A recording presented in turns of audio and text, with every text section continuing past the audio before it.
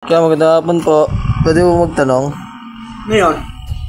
Saan po dito yung 92 Maple Street? Diyan. Dito diyan papasok ka sa kanto. Bakit?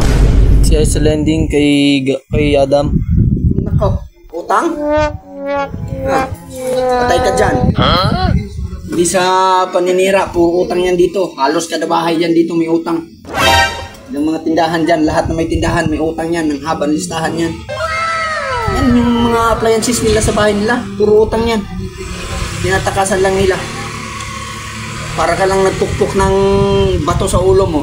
Pag mo nang utang yan, disapprove mo na yan. Pare, sabi sa'yo, sasakit ang ulo mo dyan. Huwag mong subukan. Pabalik-balik ka lang sa kanila, walang tao. A few moments later. Ano po yun? Dito po yung Talaga Mall. Opo, ako po yun. Bakit po? Ano po kayo sa barangay, may supina po kayo. Bakit po? Anong ginawa ko? Paninirang puri daw po. Kanino? Doon po sa kapitbahay niya nagrereklamo kay Adam po. Ano naman ginawa sa kanya? Ano naman reklamo? Albasay, mangungutang eh. Dinadamay ako.